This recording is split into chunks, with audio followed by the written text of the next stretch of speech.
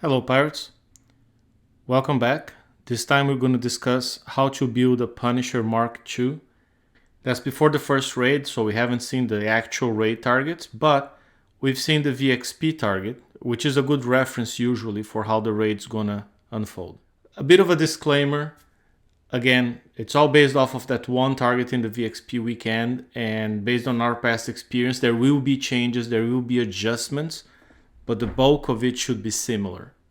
The fact is we players don't know, so we're just going with the best we know and knowing that they will release new components, they will release new specials, they will release a new weapon as well. And we haven't seen the flagship. We don't know the bonuses coming with the flagship. And we haven't seen any bonuses, if any, will be coming with the heavy weapon. So bear in mind a lot of unknowns with what we know today, with what we have today. As usual, this video is about showing players the choices they have and the trade-offs to help you decide on how you want to build based on how you drive, how you do your raid. So if you're a player who plays on a computer and you control your fleets all the time, some choices will be better for you. If you play on the phone and you don't control and you just like to click and let the ships destroy everything on auto, your choices will be different too. Keep that in mind, and if you just want a build, watch this on YouTube, look into the video description. There is a build code for the shipyard. Select that, copy, paste inside the game and just build that. Number one thing we've learned from the VXP target. Both short-range turrets have very high accuracy and they don't do splash damage, they do direct damage, accuracy based. So if you have evade on your ships and the Punisher comes with 30%, won't make a difference. If you have 50 plus, it starts making a difference. So for instance, at 74% evade, I was able to evade 47% of the hits from the cannon turret. And more than that, over 50% of the radioactive short-range turret. So keep that in mind, evade was very important. It reduced my damage by a lot. Second thing I've tested, splash damage reduction. I compared two identical ships, except one had a special for splash damage reduction and the other didn't. Both sat under the fireball turret for 4 rounds, and that I retreated, one ship at a time, by the way, not together. And then at the end, both had the exact same damage. So based on that target alone, I can tell you, splash damage reduction made absolutely no difference. Do not use Hyper 30, do not use DDS or the Ion Thruster that has some splash damage reduction. None of that helped. The other thing, this cycle that makes everything even more complicated than usual, is we cannot fully build the Punishers. So right now we got to keep the Punishers under 40,000 tons on average. Only after you upgrade your Outpost and your dock, and we're talking about 40 days, only then you're going to be able to add more weapons, more armor to your Punishers and complete the build. So I hope Kixeye tunes the raid, knowing people don't have fully built ships. 2 weapon choices. We have the regular blueprint, the Impulse Launcher D99F. It has a bit of a slower projectile speed, about 10% slower, 10-12% slower. It's lower on damage, but it produces the same shockwave with the same frequency. While the Antipode Launcher D99U, it's limited, was kind of expensive to get in raid points. It has a faster projectile speed and does almost twice as much damage, 8,000 damage per projectile versus 4,250 from the regular one. And it has the same shockwave, and they both contribute to the same stack pile, so you can mix and match them and they'll shockwave together. Use as many of the D99U as you can get. Later on, when I'm looking at the final builds, I'll have builds for both, and they are a little bit different due to that very large gap in raw damage they have. There are some specials. I'm going to start with 3 specials here. There are no-brainers. The brand new Atom Absorption System. It's a tier 9 special.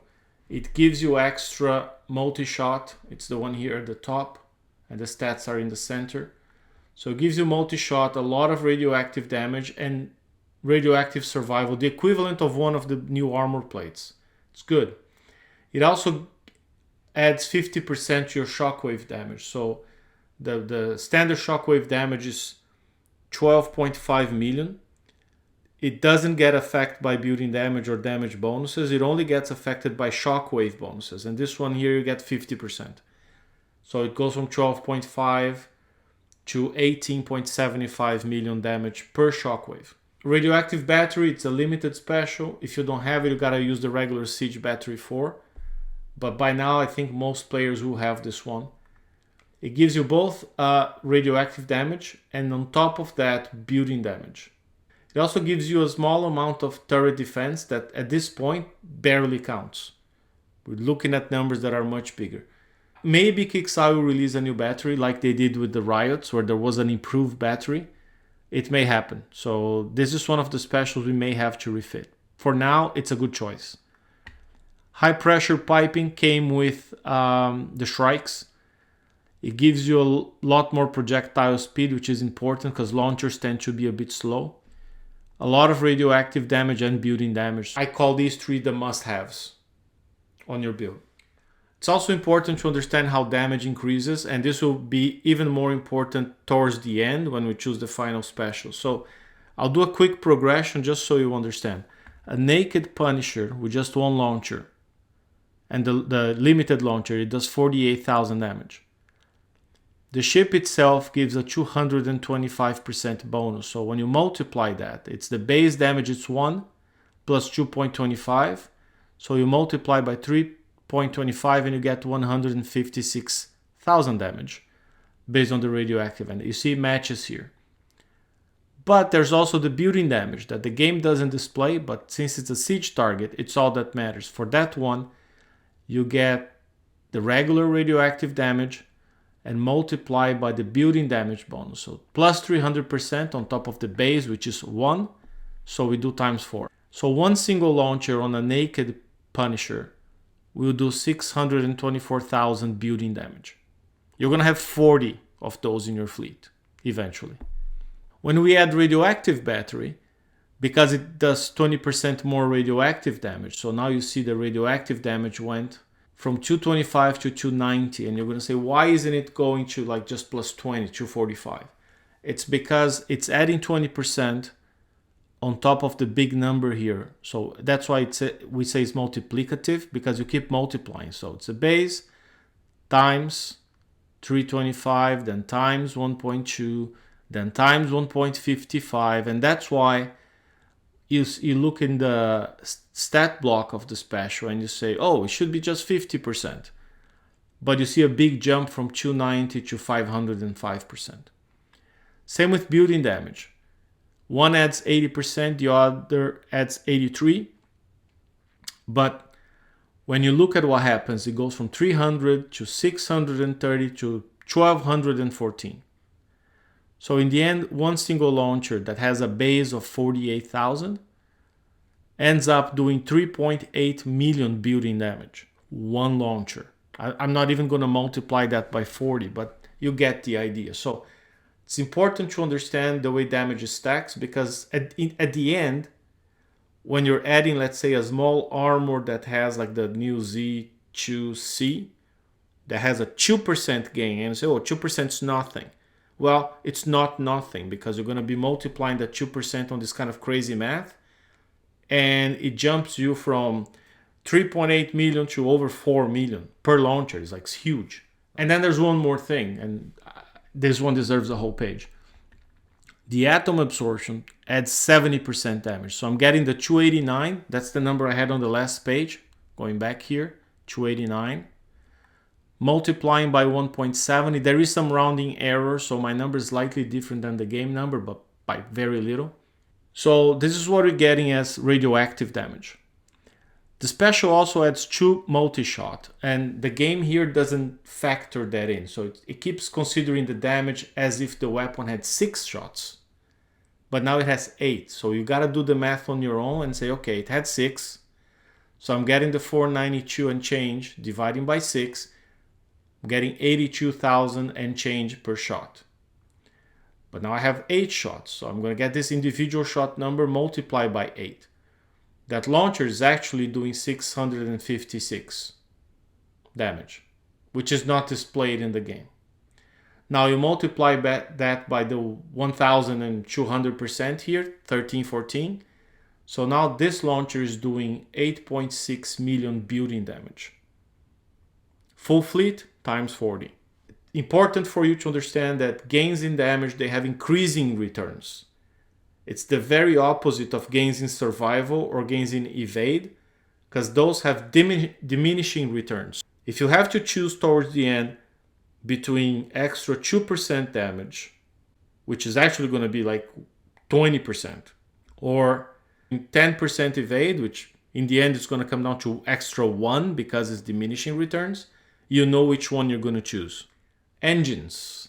So we have 3 obvious choices here. On the right hand side, we have the sync drives. Depending on what's hurting your fleet the most, you're going to pick radioactive or ballistic sync drive. The only difference between them is the kind of survival they give you, and it's a very small number. So it's kind of irrelevant, but that's what you get.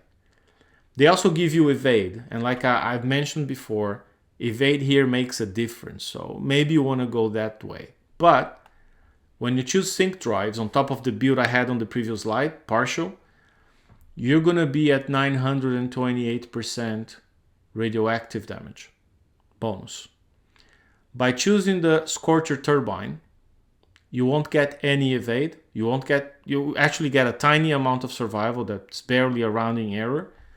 And your fleet's going to be a little bit slow, but you gain projectile speed and you gain 10% damage. And when you apply that 10% on the compound effect, you go from 928 to 1030. So it's over 100% gain on the original 48,000 damage the launcher had. So I'm going with the one on the left, Scorcher turbine. That's what I'm using on my ships. Reload. 3 choices to improve that. The autoloader gives you extra 66%, so it goes down to 0.69 seconds reload. Insulated charge capacitor gives you 82.5 reload. It also gives you extra speed, and it also gives you supercharge. Supercharge makes you shockwave faster, so every shot will count as 5 towards the 1200 stacks you need to shockwave. That's big. So by far, this is my favorite special. It's the only problem is like it's very heavy. And if you don't have this one, I'm gonna say the second best option is the Flechette feeder. It gives you 50% reload, so it's not as much as the autoloader, but it's a lot lighter, and it gives you supercharge towards faster and more shockwaves. So option 1, insulated charger. Option 2, Flechette feeder. The worst option of the 3, autoloader. Walking away from specials a little bit, let's talk about the armors. Kixeye released 2 very expensive armors in Forsaken Mission, ZC2 and ZR2. They give you 6400 ballistic or radioactive survival, 200,000 armor, no added repair, and they give you that 2% radioactive damage. It's going to be a lot more than 2%. As many as you can redeem in FM, if you can grind the points and get at least 5 of each. So you can put 1 per ship. If you can get more next week, do it. The other option I'm going to consider is the D2E. You could also look at the D5 EV for evade. As we said, evade is important. I'm going to use them. The main difference here is that the D2E builds very quickly, very short build time. So if you think you're getting to the raid and your ships are not ready, just slap a whole bunch of those in there to help with your evade. Get it over 50%, as high as you can. and they're very short build time and very light. The D5 EV, it gives you better evade, gives you speed, but takes longer to build than the top armors here. It also adds 22 minutes to your repair time without giving you any armor, so I don't like it much. If you don't have these two, there are ZC1, ZR1. They're also in FM. They're also limited, but they're cheaper, and they're almost as good. Eventually, I was expecting Kixeye to release an F2 CR regular blueprint armor like they did for the Riots of the F2 CTX, and they did it before for the Pegasus as well. For some reason, they didn't. So then from here, you jump off a cliff to F1 CR, which is a really, really outdated armor, and I would not recommend it for anyone. All right, we talked about weapons, about armor, and about a bunch of specials. So this is the build so far. 4 or 5 launchers per ship, and that's going to keep you under that 40,000 tons limit. 4 or 5. Prefer the U launcher, the limited one. If you don't have it, use the F. 1 of each limited armor, Z2C or Z2R. If you don't have it, go with the Z1R, Z1C.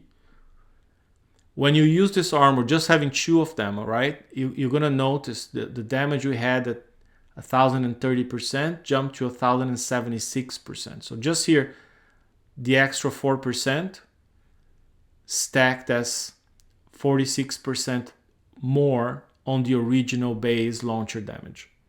It's crazy, right? Radioactive battery, atom absorption system, high pressure piping, scorcher turbine, and insulated charge capacitor. So, you know, if you're still not sure about the rest that we're going to be talking about, build this and wait to see what else they're going to release. So you can get 4 of these done, and you can even replicate this one to your flagship. Now I'm going to get into the real tough choices we're going to have in terms of specials for the final slot, and a few different options you have for a more strategic gameplay. For the last special, you can go 2 ways. You can go more damage or more defense. Looking at the damage first. You can still use the autoloader even after picking the multi-charge system. You can get the autoloader, and it's going to give you pretty much 5 rounds fired every 2 seconds. So with that, you're going to get 200 stacks in 2 seconds, and you're going to get a damage output of 53 million every 2 seconds from one single launcher. You can use the Roaring Barrel system, which is weird because this is a corrosive special. It has nothing to do with siege, but it gives you nice 3 more multi-shots. With 3 extra multi-shots, even though you have a slower reload and you only fire 4 times every 2 seconds, you get the highest possible damage output. Again, that's from one launcher. You're going to be getting 5 million more than when you choose autoloader. And you gain a little bit on the stacks, 220. Even though you're slower to fire, you're firing more projectiles. So you get ahead on the stacks, meaning it's going to shockwave faster. But it also means you're going to destroy stuff faster, so you might kill stuff before you build a shockwave. The third option is a very old special, Interceptor system. It's going to be the weakest in terms of raw damage output, but it's going to be the best in terms of shockwave stacks. When you look at these 3 options over 2 seconds, if you're going with the autoloader, you're going to get 6 shockwaves every 2 seconds, assuming you have 40 launchers, all of them. When you're going with the Roaring Barrel, you're going to get 7 shockwaves every 2 seconds. Again, assuming you don't kill the stuff you're firing at first. If it dies in less than 2 seconds, you're not getting that many shockwaves. With Interceptor system, you're going to get 8 shockwaves every 2 seconds. My point being, if you're building your ships with the F launcher that has a much lower damage output, I would actually favor more shockwaves. But if you're building with the U launcher that has a much higher damage output and probably is going to kill stuff way before a shockwave that many times, I would go with the Roaring Barrel system. if you pick the extra damage path.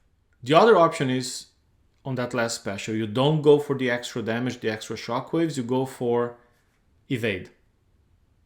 Try to get your evade over 70%. And that's going to change a lot how you can survive, assuming Kickside doesn't mess up with that accuracy more. 3 choices. If you're only looking for evade and you're pressed for time to get your fleet ready for the raid, Guidance Scrambler. It's a very old special in the research tab. It has the shortest build time, it's the lightest, and it's unlimited, and it's going to give you the same evade as the other options. The go-to option for most people, the Agility System 4, it's limited. It has an okay build time. I think it's about an hour and a half longer than the Guidance Scrambler. And it has the slow resistance, which may make a bit of a difference if you run into a cryo mine. And then there's Reflective Coating 4. It's an old special. It's actually the newest of the 3. But it's the heaviest. It has the longest build time of the 3. And the only thing you're getting here, on top of the same evade as the other options, is a little bit of radioactive survival. But again, such a small amount may not make a difference. So I'm going with the Agility System. And I would advise you, if you're pressed for time, go with the Guidance Scrambler. So let's look at the final builds. Option 1. Heavy projectile damage. I recommend this one for people who are going with the limited U launcher. Put 4 or 5 of them in the ship or more. It has the highest damage outputs, a bit slower to Shockwave. And I'm using these 2 specials that are adding up 5 multi-shots. So instead of 6, each launcher will be firing 11 projectiles, which is almost double. Just with the extra multi-shot, you're almost doubling your ship's damage. And I recommend this build for slots 2, 3, and 4 that will not be taking the accuracy-based damage. So don't build all 5 ships like that, just 2, 3, and 4.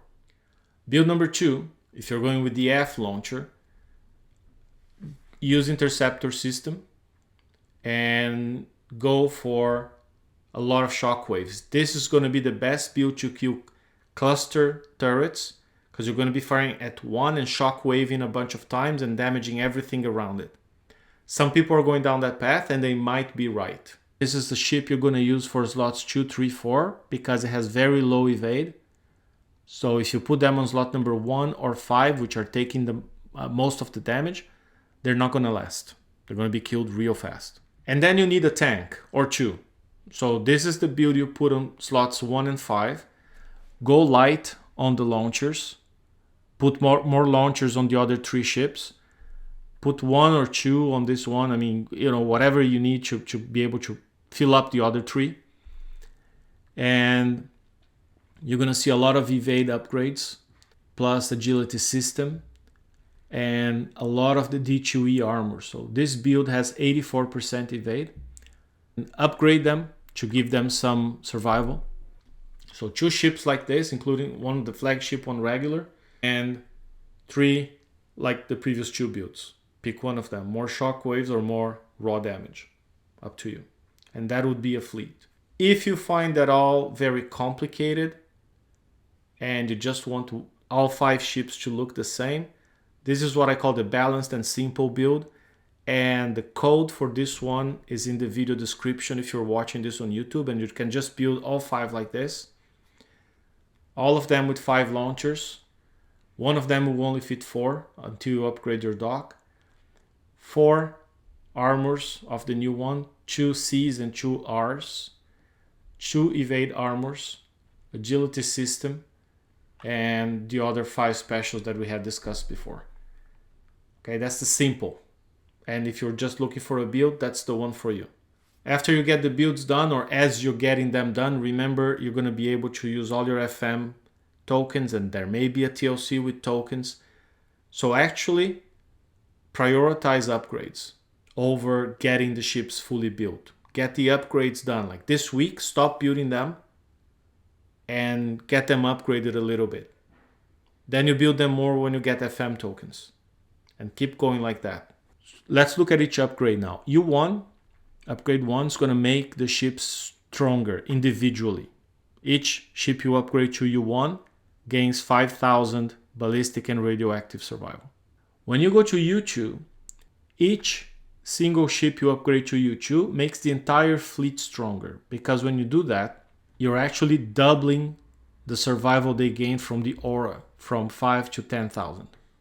And that benefits all ships in the fleet.